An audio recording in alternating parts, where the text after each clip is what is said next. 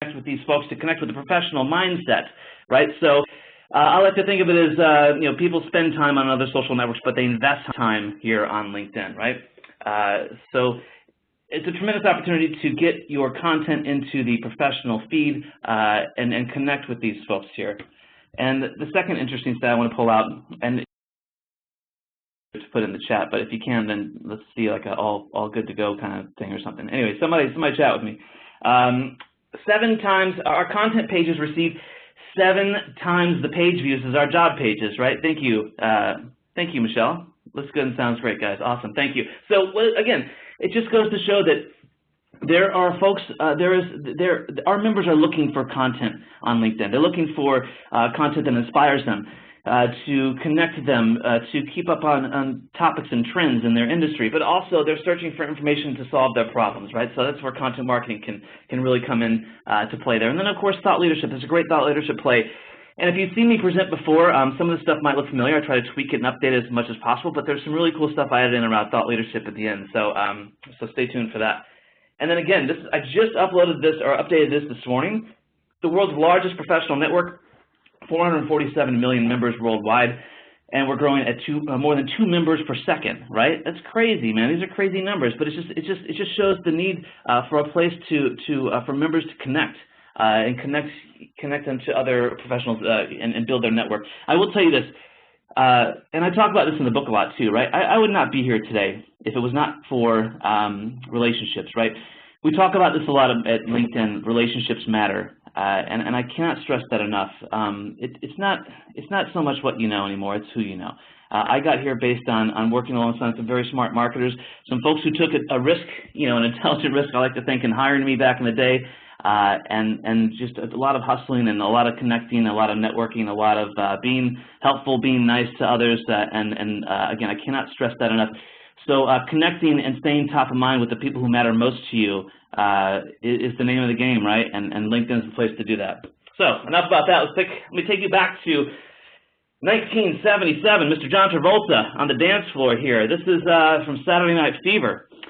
Saturday Night Fever is one of the biggest selling records in the history of the world, right? This is crazy. It's in the National Archives, man. They're not messing around here. This record was on the charts for, I think, 20 some odd weeks. It would not stop. It was disco, rage. Disco was everywhere, right? You couldn't get away from disco. But there was this little movement happening in New York City and in London. It was called punk rock, right? And these punk rockers, they were doing things a little bit differently. They were a little bit more edgy, but they couldn't get the media to pay attention to them because all the critics wanted to do was talk about disco, disco this, disco that, disco duck, man. I remember this thing. The thing frightened me as a child.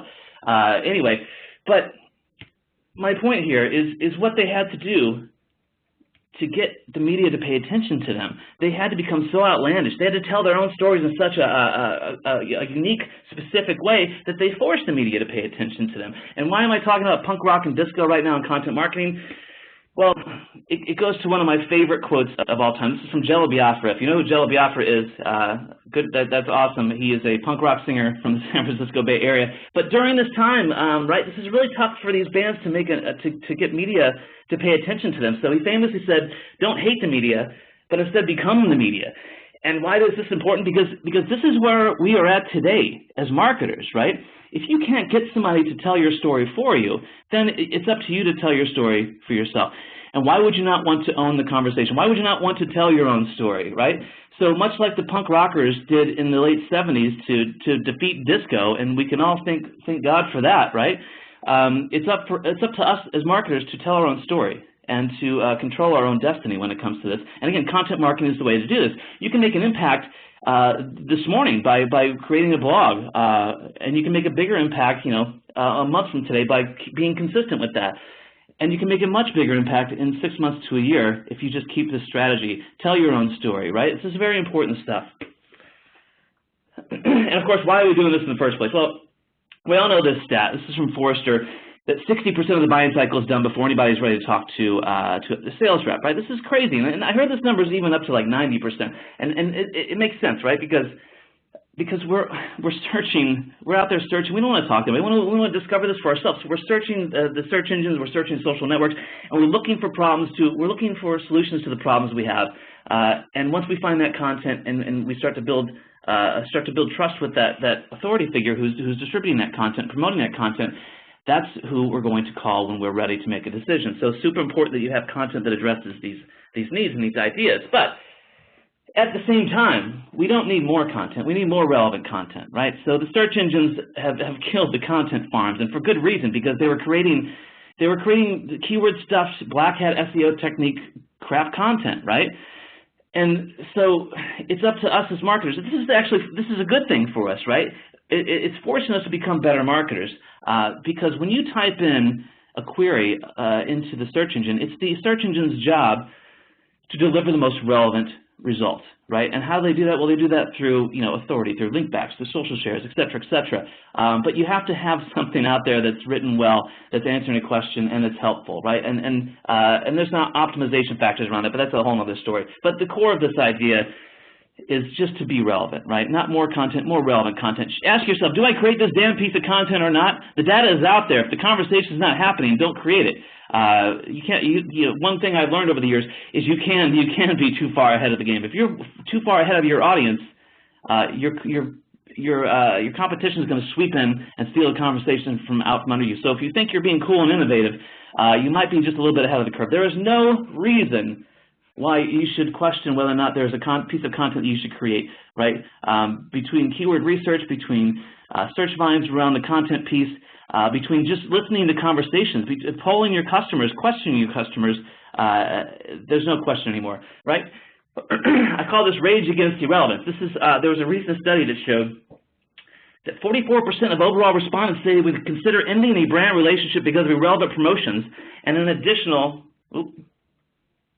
22% say they would definitely defect from a brand. This is crazy. These are crazy numbers, right? So if you have a following, if you're building a following, if you have a community, a network, and you're promoting content or you're sharing content, it better be on track, right? Because if it's not, they're going to go somewhere else. They're going to defect from your brand. They're going to go somewhere else. It's not a good experience, right? This is all about providing a good experience. So as a content marketer, your job is very simple, right? It's and I borrowed this from Ann Handley from Marketing Props, who wrote the book Content Rules. She just wrote a new book called Everyone Writes, which is another staple. These are two books that I have on my desk. They are, if you're a content marketer, you don't have both of these books. This is like the Bible of content marketing, the Old Testament and the New Testament, if you want to refer to it that way. But they're both essential, and I read them. I refer to them daily, many times, multiple times a day. Anyway, so Ann Handley famously says, empathize with your prospects and customers. This is all you have to do as a content marketer. Put yourself in their shoes, right? How can you be the best answer to their problems, right? How can you create relevant content that answers the questions to the problems they have? How do you take it a step further and create content that answers questions to problems they don't even know they have, right? That's pretty cool. That's forward thinking, but that's what a content marketer does. And so as we move from we don't need more content, we need more relevant content, this is a concept called the Big Rock. And I talk about this. This is the core of the book. If there's one thing you take away from this book, know that everything in there works from startup to enterprise. And it works because I'm not this philosophical guy out there who's telling you this works. I've done this. I've done this numerous times. I've scaled it. It works. I've taken it to 3 different companies, and it works. And it's all based around the Big Rock. And what the Big Rock is a substantial piece of content, right? So there's this cliche oh, we got to think like a publisher, think like a publisher. Well, that only gets you so far. If you want to make an impact, you have to publish like a publisher, right? So that's where the Big Rock comes in. If you want to own a conversation, you write the damn book on it, right? This is a substantial piece of content. It's a stake in the ground. Depending on how long is the piece of content going to be, as long as it has to be, right? When I was at Marketo, we would create these definitive guides to social media marketing, definitive guide to event marketing. And it's funny because I would bring the draft into John Miller, no relation. He'd be the first to tell you that, not me. And I love John, but I would bring this in and he said, is it definitive yet? And I would say, I'll be back, right? So each piece of content, just like a blog, don't overcomplicate this stuff, should be as long as you need it to be to get the point across. So the Big Rock. And I know what you're thinking. You're probably thinking, well, you work at LinkedIn, right? So you have this huge content team. No, it's not about the size of the team. And it was not incredibly expensive. I can tell you exact numbers. I'll get to some numbers later. But the important thing to think of, here is that you don't have to do this alone, right? We have an agency partner we use. We have a couple of them who are really great. And the other thing to think about is, when we created this first piece that I'm going to show you, our first big rock at LinkedIn, there was 2 people on the content team. We've expanded to a few more. But again, this works, right? Excuse me. So another funny thing is I was at Content Marketing World a couple of years ago, and this guy comes to me and he says, hey man, I love the definitive guides and I love the sophisticated guides. I love the big rock concept. He said, there's too much value there. And I looked at him and I said, are you out of your mind? What marketer's ever downloaded a piece of content and said there's too much value here? I'd like to give this back. No marketer that I know of, right? But he had a very short-sighted view of what we would do with this big rock piece of content. Now, what we would do with this thing is we would repurpose this thing into many different assets. So we'd have this big rock piece of content, which could be 15 to 65 pages of this conversation we want to own, right? Very popular topic, very top of funnel, very broad, very deep-reaching, casting a wide net across our audience and customers and prospects, of course, right? But what he didn't know is that we would chop this thing into many little pieces, right? Many snackable pieces, and these would be like the tentacles out there, leading back to the big rock, right? If you're not ready to give us your information to download this guide, which is gated, we're going to get you when you're ready by staying top of mind with these like little turkey slices, we call them. It's really fun. We actually call them turkey slices here at LinkedIn. Turkey slices and big rocks. You can hear executives talking about this stuff, like it's literally saying turkey slices and big rocks. So it's easy, it works, and people know it's easy to relate and tell the story and explain what these things are. So this actual analogy comes from Rebecca Lee from the Altimeter Group. And years ago, I was at AdTech. And I was really I was just starting out in my content marketing career. And I asked Rebecca Lee, I was interviewing her for the Marketo blog, and I said, hey, what do you tell these companies who say they don't have enough content to fuel their social and demand channels? She says, well, take a look around, see what you have, and think of it like leftover turkey, right? Do you have what type of content do you have laying around that you can repurpose? And the turkey analogy again is on Thanksgiving you have this big beautiful bird, and what are you doing for the next 30 days? Well, you're slicing and dicing this turkey, the leftovers, into turkey pot pie, turkey stew, turkey sandwiches. But you're making things with turkey you probably shouldn't be making with turkey, but you're being efficient, right? And you can think about your content the same way. This big rock. How can you slice and dice this thing into SlideShare presentations, into blogs, into infographics, into webinars, into videos, et cetera, right? And this is what it looks like. Here, this is how we kind of view it at LinkedIn. I'm very transparent here. I'm sharing, this is our actual content strategy, a turkey into our content hubs, right? So again, this is LinkedIn specific, but I'm going to share some very specific results with you that hopefully you can take away and start implementing right away. So you can see here the big rock, the turkey. We slice and dice that thing up, and we use that to fuel our company pages, our sponsored updates, LinkedIn groups, and SlideShare. And so I'll give you an example. This is a real example. So this is, when I first got to LinkedIn a couple of years ago, my job was to answer the question of, well, the biggest question on our audience's mind was how do I effectively market on LinkedIn, right? So my job as a content marketer is to answer that, but answer it better than our competition, answer it better than anybody else out there, right? This is our conversation to own, so I'm going to write the book on it, literally. So I created the Sophisticated Marketer's Guide to LinkedIn, 55 pages or so of everything you'd want to know about marketing on LinkedIn, but written very strategically, right? Because what happens when you get an instruction manual? You throw it in the trash and you go to YouTube. You don't want to do that. So we wrote this very strategically. Lots of tips from thought leaders in the space, interviews, and very visual. I think we tried to keep it around 300 words per page.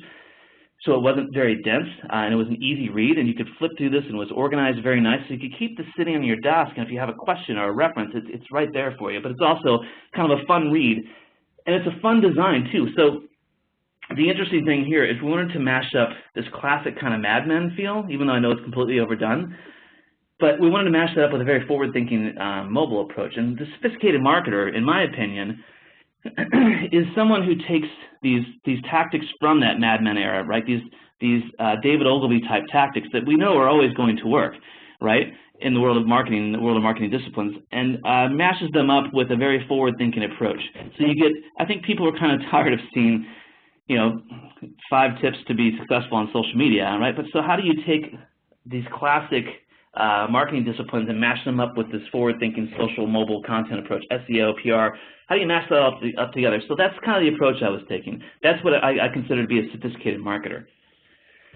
So we take that big rock, right, and we create that, we launch it, and I'm going to talk a little bit about the launch and how we did that. But and again, I break this down in much more detail in the book, and I even tell you like exactly who we used, the numbers, everything. The plan that I've used for the past 4 years is all laid out in the book.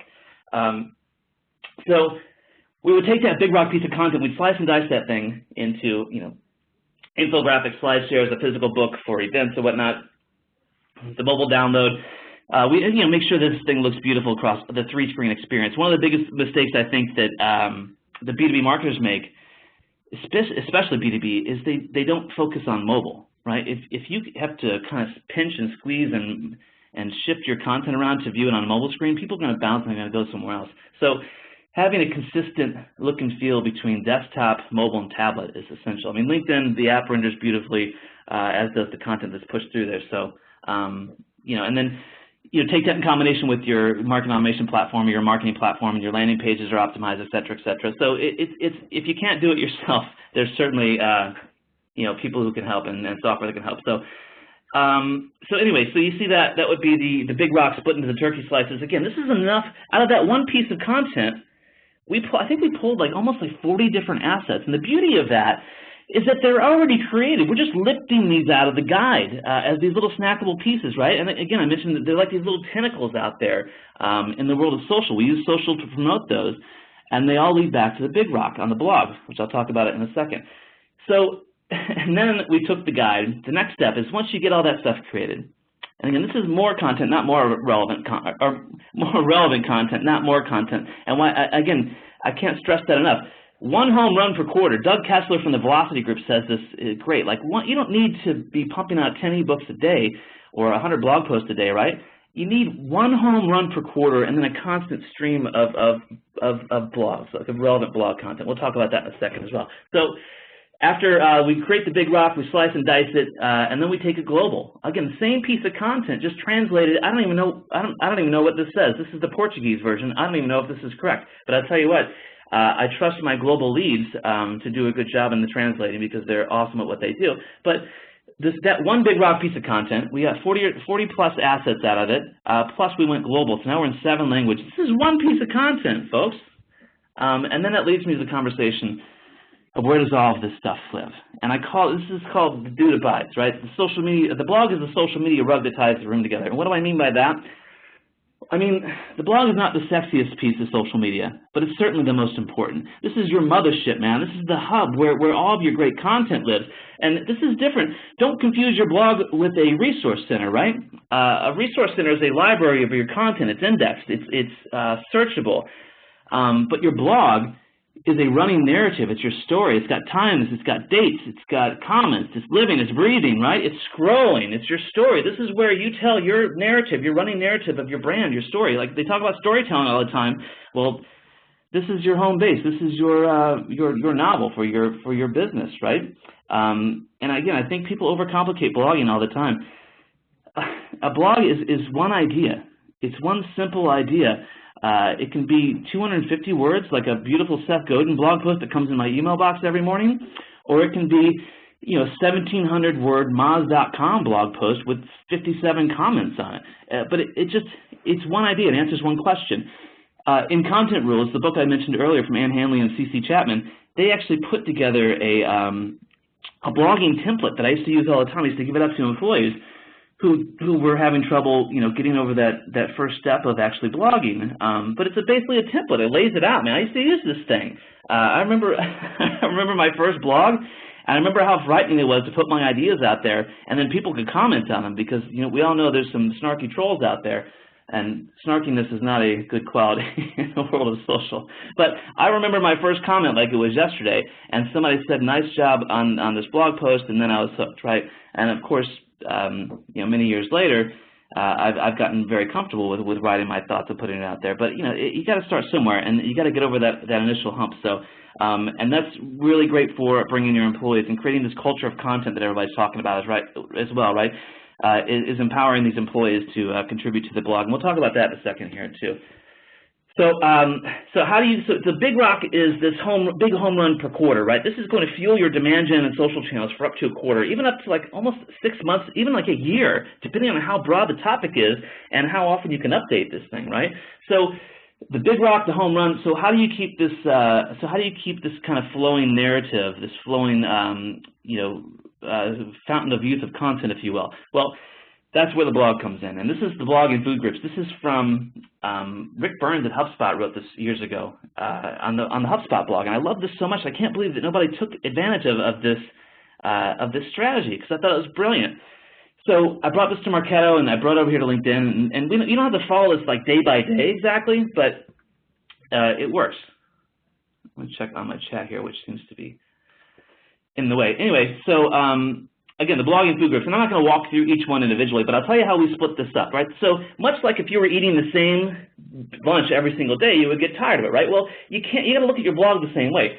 You can't have the same type of content going up every single day. It's going to bore the hell out of your audience, and they're going to stop paying attention. But if you follow this process, this very clever process, you can mix it up and keep these people coming back for more. So I'm going to walk you through this. It's in no particular order.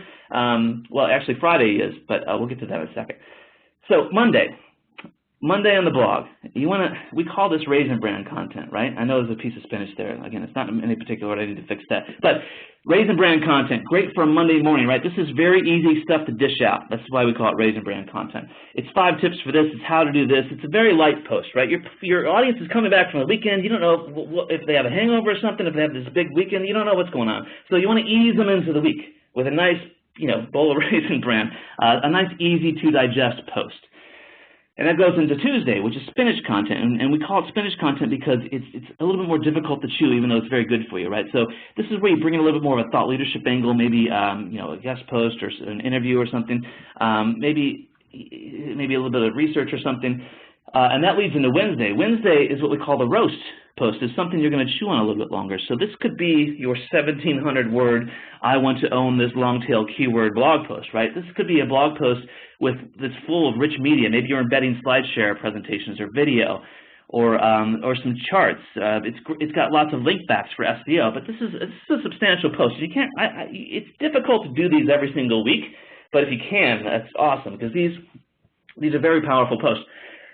In fact, the fine folks at Moz.com, some of my favorite content creators, they did some analysis on the top blog posts that were ranking on page 1 of Google. I think they analyzed over 10,000 posts on page 1 that were showing up on page 1 of Google, and they found out that if you wanted to rank on page 1, your blog post had to come in between 1,200 to 1,700 words, I believe it was the number. So again, this is very powerful for rankings and very, very powerful if you want to own something, own a keyword, or own a long tail, or own a question very quickly. So the roast post, great for everything mentioned above, right? So then we get into Thursday. Thursday is what we call Tabasco. Now this is cool because now you're getting a little edgy with your content. Later on in the week, right, you're heading up to the weekend, you want to get a little edgy. Tabasco sauce is where you start a little fire, right? This is where you take a very strong viewpoint on something, maybe an opposing view, maybe you call somebody out, but it's a little bit edgy, and I think if you want to start a little fire, it's a great time to do it on Thursday with a thought-provoking, somewhat edgy, Axl Rose style, unpredictable content post, if you will. I wouldn't say controversial because that might get us all in a little bit of trouble. But anyway, so then Friday we get into my favorite day of the week. It's Friday. It's the end of the week. You want to send your audience into the weekend with a smile, right? So they just consumed all your content all week long. Give them something fun, and they'll come back on Monday, I promise you, right? So we call this chocolate cake content. And this could be like a fun infographic. It could be just a fun blog post. I used to write these all the time when I was at Marketo, and I still write here and there. But a fun blog post. So I didn't want to share an example of every single type of food group. So what I did was I brought 2 pieces of chocolate cake, right? So chocolate cake is a lot of fun to write. This is actually from my personal blog. And this is how easy it is to curate a piece of content, right, to get something fun. So this is called 10 hysterically funny reviews of Led Zeppelin 4 by 10 people who hate it. Now, Led Zeppelin 4 is arguably the greatest recording of all time. It's the greatest rock and roll record of all time. It's not 3. Some people say 3 was the better record. They're out of their minds, right? Led Zeppelin 4 was a crowning achievement. It had Stairway to Heaven, it had Black Dog, the list goes on and on. But as I was on Amazon, I found that there's a tremendous amount of 1-star reviews for this, right? There was like 1,000, or there was like 100,000 5-star reviews, but there was a small pool of people who gave this album, remarkable album, 1 star. I thought, how the hell could this be? So I curated them together, and I put together this fun little post. Now, this is on my music blog, this is what I do in my spare time, but you know, you can think of the same thing in B2B marketing, right? How can you curate a list of something that's fun and applicable, right? And so I just, out of respect of time, I just want to share one of these reviews from Led Zeppelin 4. People hit it. So this is from an actual customer. Yes, I know some people gave this album 5 stars, but I've seen some 5-star reviews for the movie Howard the Duck here. Oh, that's the audience clapping again. But you see, it was funny. Howard the Duck. If you haven't seen it, don't bother. So here's another piece of chocolate cake that I put on the Marketo blog.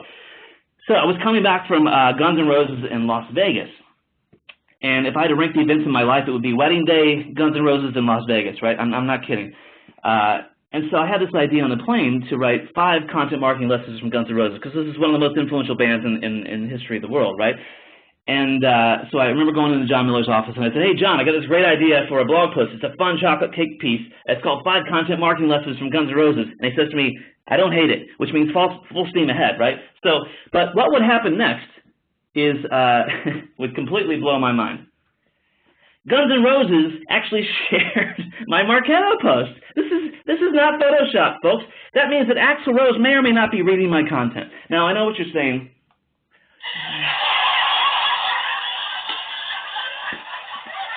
That's the laugh I was looking for. I know what you're saying. Like, what does this do for Marketo? Well, I'll tell you.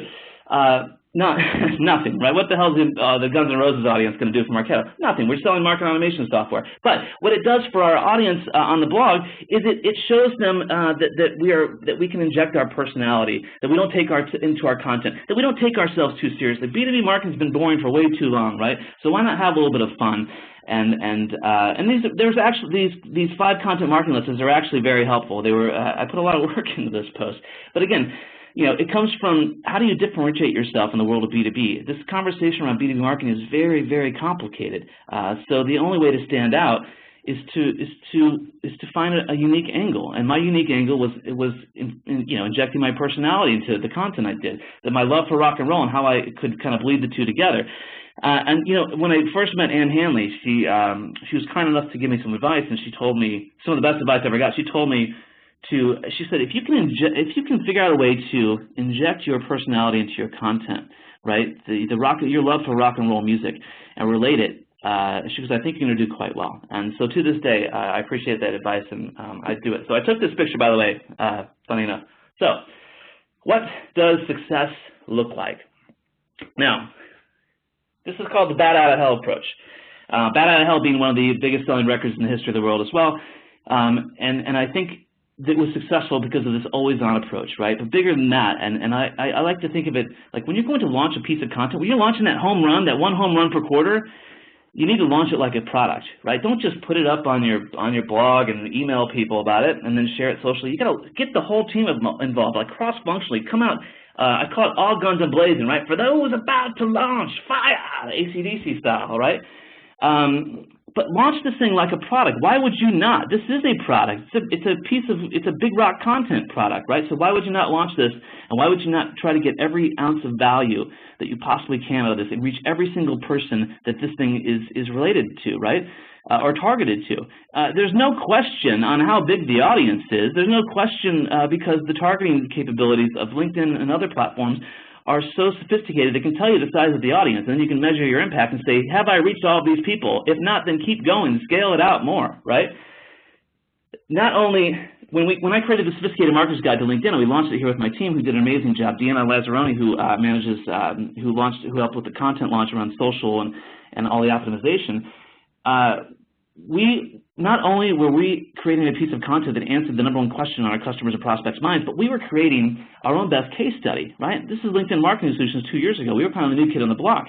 I wanted to prove that LinkedIn Marketing Solutions was a viable resource for content marketers. So what did we do? We used everything at our disposal and then added in Twitter, PPC, and email, right? So we used email, blog, InMail, company page, sponsored updates, SlideShare, PPC, display, Twitter. All of these things need to be used for your home run, for your big rock piece of content, and they need to be used to scale.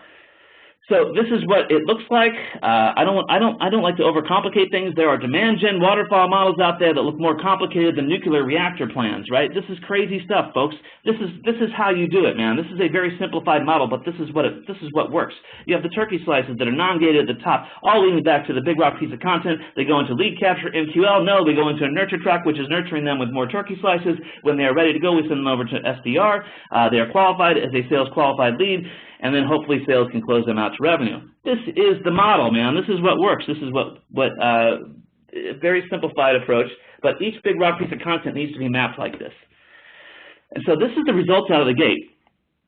Now what's interesting here is that this is only the first 30 days, and there's a reason I only pulled the first 30 days. Number one, I wanted to show you how big of an impact this could have. In 30 days, we had 12,500 downloads in 30 days. And again, I know what you're thinking. You're thinking, oh, but you're LinkedIn. No, we're LinkedIn Marketing Solutions. LinkedIn has a specific audience. So we were in charge of marketing to marketers. So we had to do this all. We had to build our own audience. We had to reach our own audience using the platform under our own name, LinkedIn Marketing Solutions. I like to think sometimes we kind of operate almost like a little startup here within LinkedIn. But yeah. So again, anyone can do this. I promise you that. So here on the left, what you have is you have MQLs by channel when they were coming in, and then on the right here you have the global reach. So the first thing I want to point out is that this thing went global. Look at all those countries we touched. Even though some of those numbers are very small, those were going to expand. But that just goes to show you how powerful a global launch can be in 30 days using this system, right? The bat out of hell approach, if you will. And then if you look over here, this is even more remarkable. On the left side, first 30 days, you see email leading the charge of MQLs driven, right? So, but what's right behind that is the blog. So email makes sense, right? Because it was this, this big email blast we did to announce the guide. So of course that's going to be number one. But the blog was number two because that's the mothership. That's the social media rug that ties her in together. It's where our big rock is living, right? And it's converting to the website for us. But right behind that, you start to see sponsored updates. Now, native advertising, if you will. And the beauty of that is, if you look at this 60 days out, the blog would take over the #1 spot as the number one MQL driver. If you look at this 90 days out, we're 3 months in, sponsored updates / native advertising would take over the #1 spot. And why is this? Because of the rolling thunder approach. Because we have those turkey slices that we're posting to the blog. We do the big launch around the big rock, announce it on the blog, do the email, do all the campaigns, and then we follow it up with each of the turkey slices, which are directing it back to the big rock. So the number of turkey slices that you create is ultimately going to determine how long you can keep this rolling thunder approach. But it works, man. And I'll tell you what, this is actually from a presentation I did called How to Achieve Face-Melting Content Marketing ROI. So I'm going to give you a real number. I'm going to show you the real results in the first quarter this thing was launched. So I like to preface it by saying this is Mr. Yngwie Malmsteen. He's known to melt faces with his guitar. Also known to melt faces, Mr. Eddie Van Halen, and of course, the legendary Jimi Hendrix. But in the history of the world, there's only been one actual face melted, and that was at the end of Raiders of the Lost Ark. But that's beside my point. My point is the ROI on this one piece of content, remember, not more content, more relevant content. One home run, one big rock piece of content, sliced up into turkeys, launched like a product, the bat out of hell strategy for those about to launch. What happens? 18,000% ROI. And you're asking how is that possible? Well, we track everything with source codes, and these are MQLs. This one piece of content influenced more than $4.6 million in business in 1 quarter, folks, 1 quarter, right?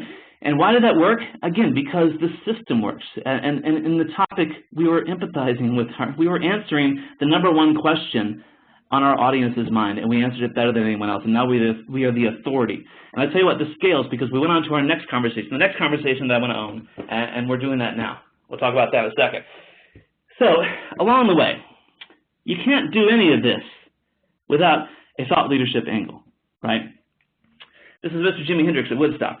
Now, a quick little fun story about this is you don't really see a lot of screenshots or a lot of photos of the crowd at Woodstock during this time, because in Mr. Hendrix's contract, it stated that he had to, any performance during this time, he had to headline, and he had to go on last because he was a superstar, right? He was a superstar worldwide.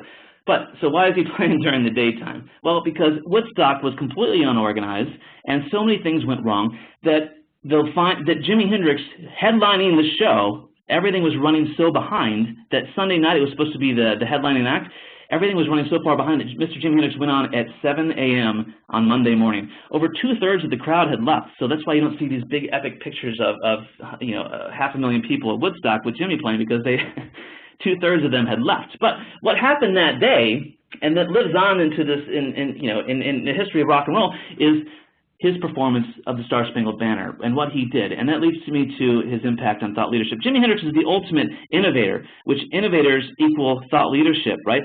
Why is he so important? Because what he did was he transformed things, much like thought leadership in the B2B space. How do you would talk about how you can transform people's businesses, right, from point A to point B.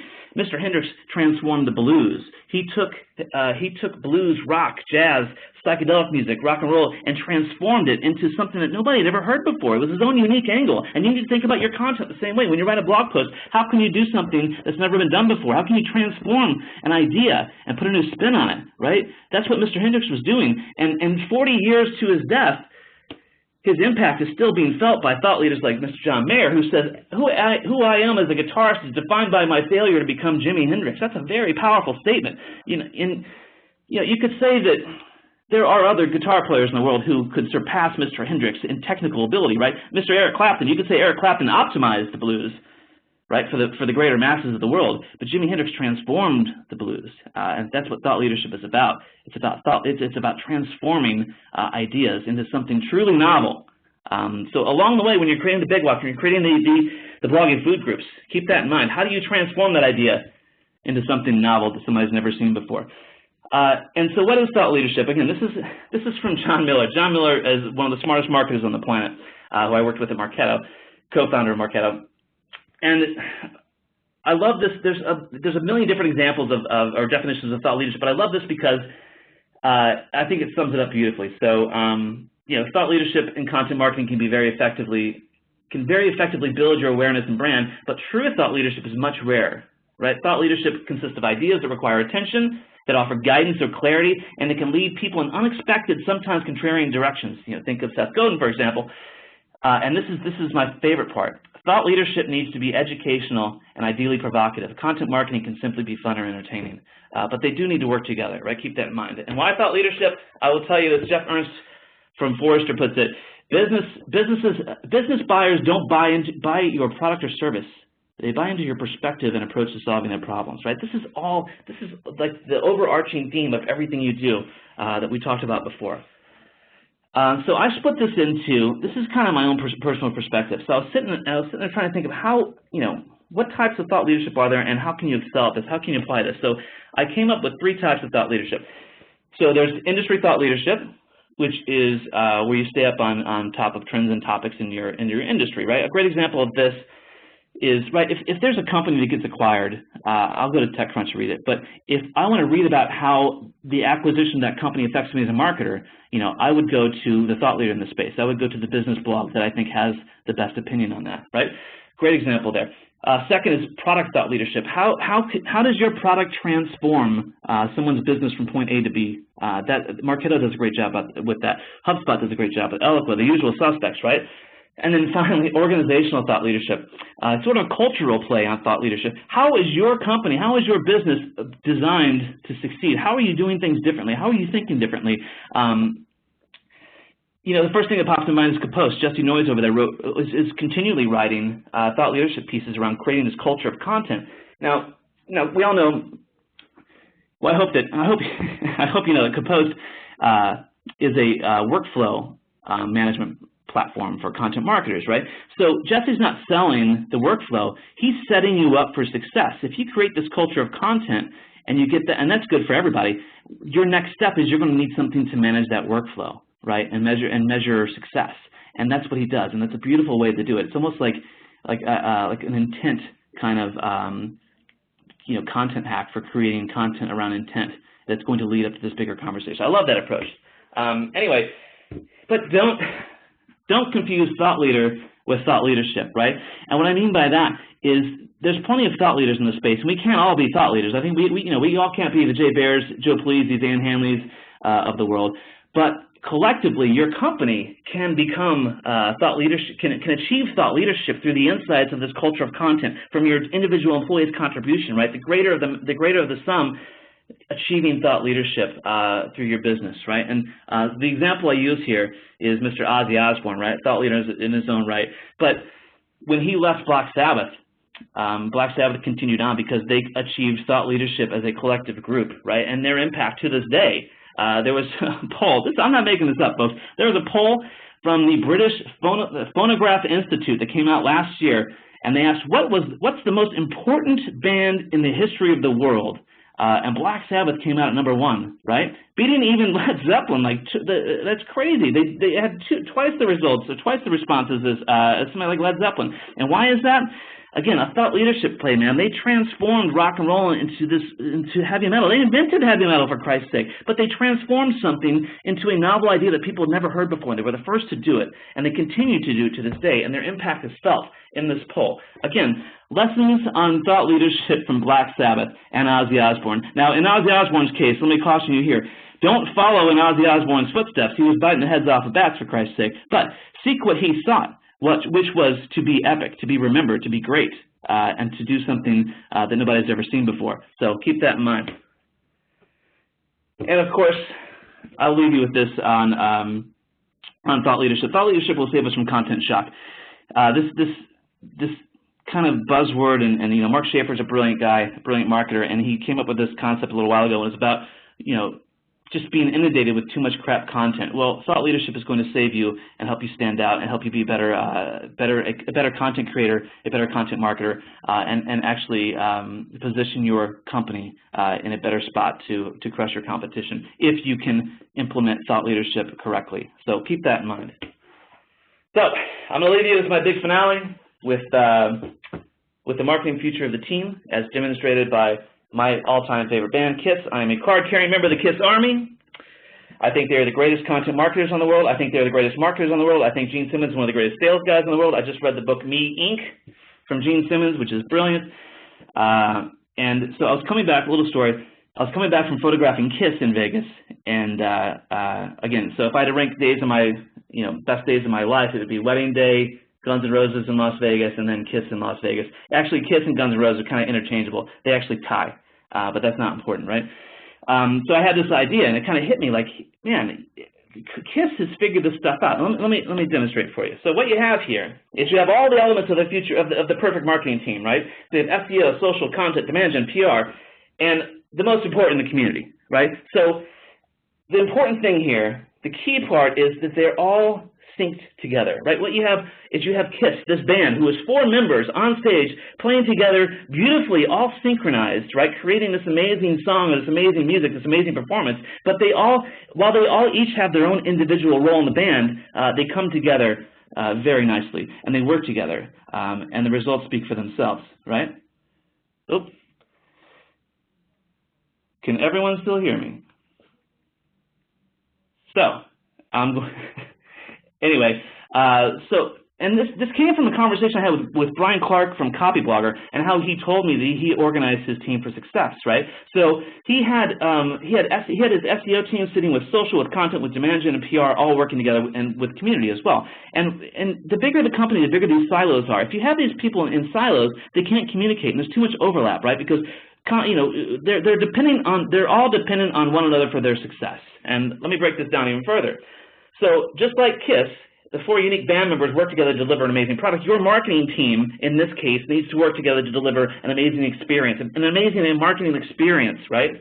So you have SEO, played by Peter Criss here, laying the groundwork, right? Optimizing all of your content, goes into social, which is the star child, Mr. Paul Stanley. He fuels content. Then you have Mr. Gene Simmons. He's the core of the band. He sings the songs that Paul can't sing, and he writes most of the songs, right? So he's the content. He fuels demand gen. He's the core of the band, and he goes into demand gen, which ties all this together. So Mr. Ace Frehley, or whoever may be playing Ace Frehley, feeds and pulls all this together. So he goes back, how does this all work together then? Because demand gen goes to content and says, this content's working great, I need more of this, right? And so content says, great, I'll deliver that. Meanwhile, Paul Stanley, the social, the voice and tone of the business of the band, he's out there saying, doing some A/B testing, doing some cool stuff, doing some very top of funnel stuff, bringing it all back to demand gen, tying it all back into content. Mr. Peter Criss, or whoever may be playing Peter Criss, the SEO guy, is optimizing everything to be found, and he's telling you what content to create. He's doing a little bit of like keyword research, but he's optimizing the entire process. But you take and all these guys working together, communicating with one another,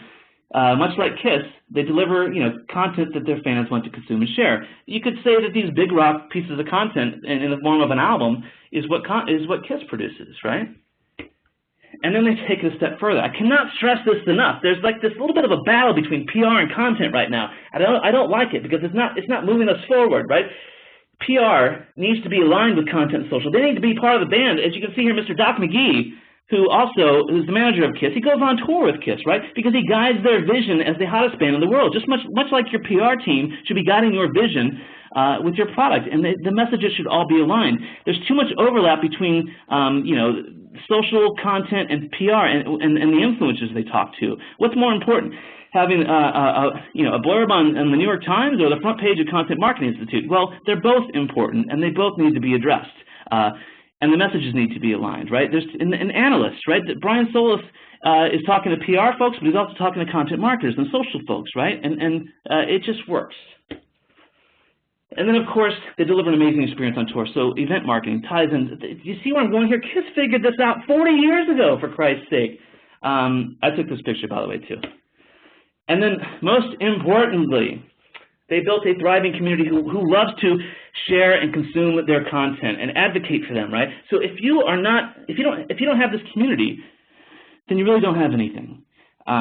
It doesn't have to be a massive community, but you have to build this up, right? You have to build up this community of folks who are advocating for you, who are sharing your content, consuming your content. And more importantly, does your community feel like they're part of something bigger? How do you make them feel like they're part of something bigger, a movement, right? Where's your movement in your community? Where's your marketing movement? Where's your transformation moment?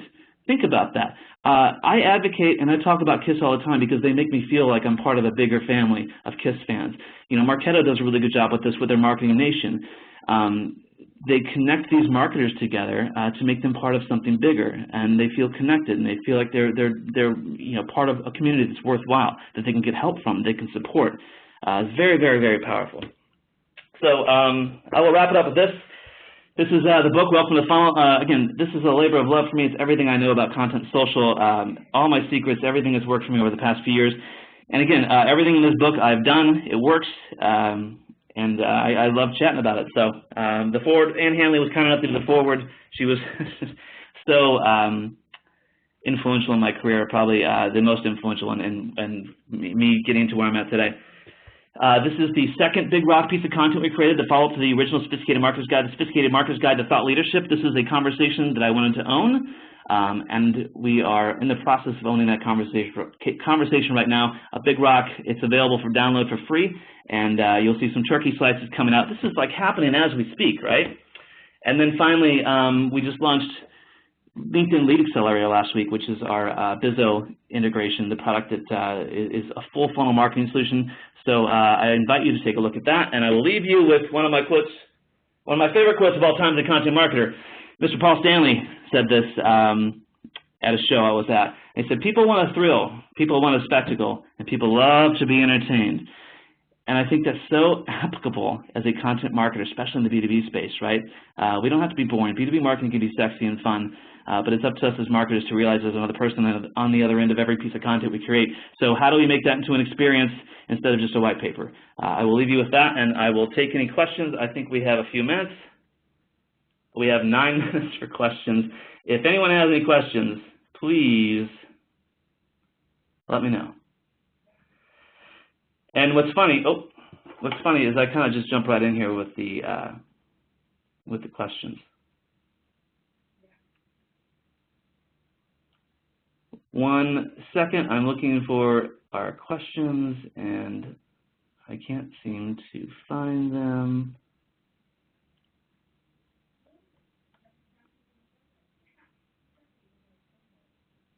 Let's see. Oh, here we go. I think I just found it. Q&A. Ah, there we go. One second. Technical difficulties. Here we go. My Q&A. Very clear. Oh, that's good. Just bought your book. Love the Spinal Tap reference. Thank you. $2.99 on $2.99 on Amazon. What am I thinking? I'm crazy. It's 80% off. Let's see. What else do we have here? Oh, this is a good question. You know what? I'm diving straight into these. So if I read the question off, I'm reading it for the first time, and I completely refuse the right to not answer it. Anyway. You gated the book and made it available right away on the site, mobile site, and did not make them go to inbox to access. You have a follow-up.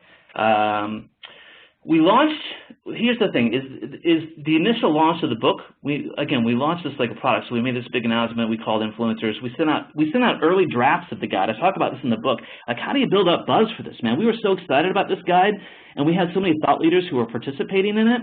That, you know, it was in their best interest to share this with their audience, and it was going to help us out as well. So we launched the book on a landing page that was optimized for mobile, but it launched from the blog. So the email directed to the blog, and then the blog would go to the landing page to fill out the form. And we use autofill with LinkedIn, which is a really cool tool. So, you know, if you're on a mobile device and you don't want to fill out those forms, right? You just click this one button, autofill. It pulls in the information and then goes straight to the download. Incredibly powerful. The follow-up, the follow-up is a thank you email for downloading, of course. But, you know, the bigger question is how can you take that person and put them into your marketing automation platform and score them based on what you know about them, based on their engagement? Are you tracking them as an anonymous user previously to that? And you know, after you sync up their data and measure it and with your marketing automation platform, are they ready to go to are they defined as an MQL? Are they ready to go over to sales dev, or do you need to put them into a nurture track? So that's the bigger question, I think. Anyway, thank you for the question. Hopefully that answered it. The sound effects are hilarious.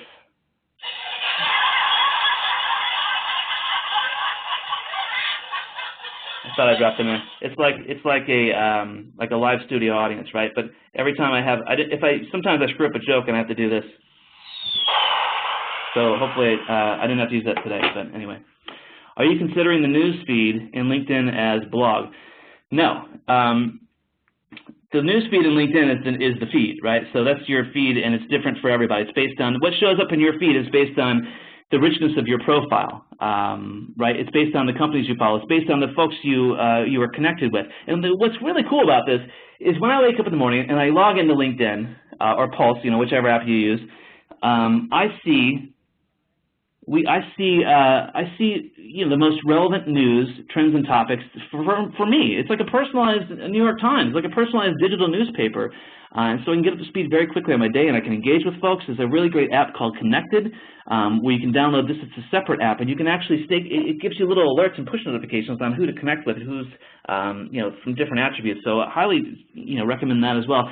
But so the blogging on LinkedIn, you can actually publish long-form content on LinkedIn now. So I believe it's open to all members. It used to be exclusively for influencers, right? But now you can publish it yourself. So again, if you have an idea for, if you're not blogging on LinkedIn, I think you're missing opportunities.